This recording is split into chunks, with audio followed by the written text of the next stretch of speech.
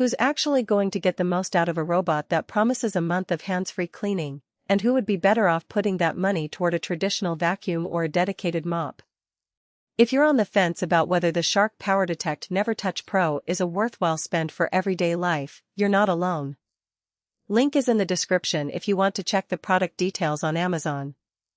The big question is whether the features it touts translate into real savings of time and effort, or whether you end up with a pricey piece of tech that sits in a corner while you still have to sweep, mop, and pick up pet hair by hand.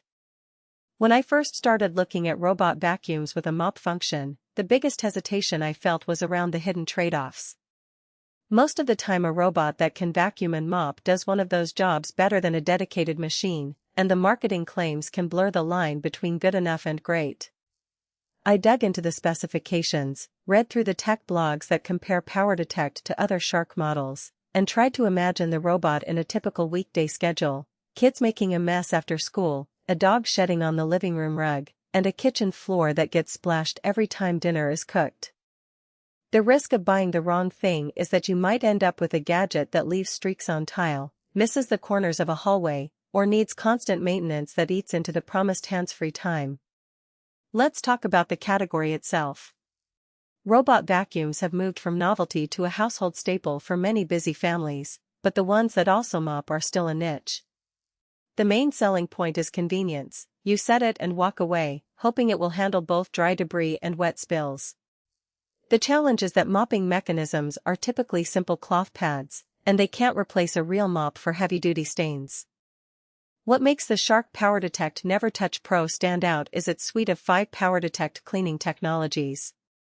In practice, those technologies mean the robot uses a combination of acoustic sensors and visual mapping to locate hidden dirt, detect edges more accurately, and adjust its brush speed based on floor type.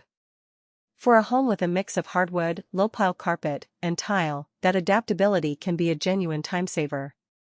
The first practical strength I noticed is the up to a month of hands-free cleaning claim.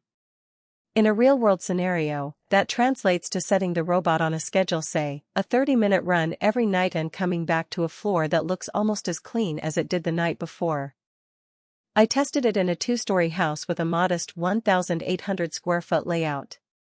The robot completed a full pass of the main floor in about 70 minutes, hitting both the living room carpet and the kitchen tiles. The mapping was precise enough that it didn't repeatedly bounce off the same spot, which is something I've seen with cheaper models that get stuck in a loop. Another notable advantage is the advanced edge cleaning. Most robot vacuums struggle with the inch gap between baseboards and the floor, leaving a thin line of dust that you still have to wipe down.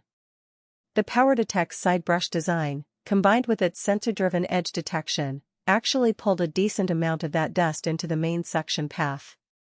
In a hallway where shoe prints and pet hair tend to accumulate, the robot reduced the need for a quick sweep after each run. Hidden dirt detection also lives up to its name. While I can't quantify how much more dirt it finds compared to a baseline model, the robot's acoustic sensor seemed to trigger a deeper clean when it passed over the area under the dining table where crumbs tend to settle. The result was a noticeably cleaner spot without a manual vacuum.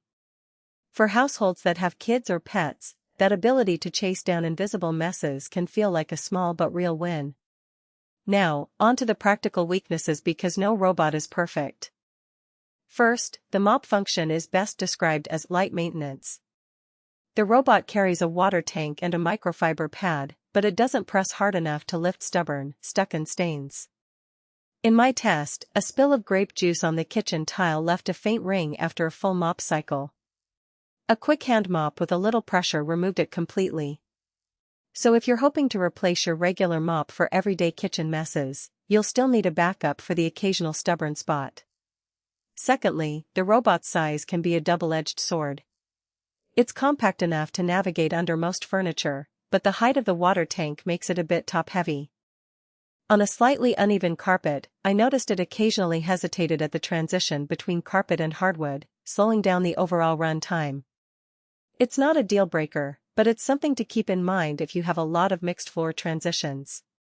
Maintenance is another area where the hands-free promise meets reality. The brush roll and the mop pad both need regular cleaning to prevent hair wrap and mold.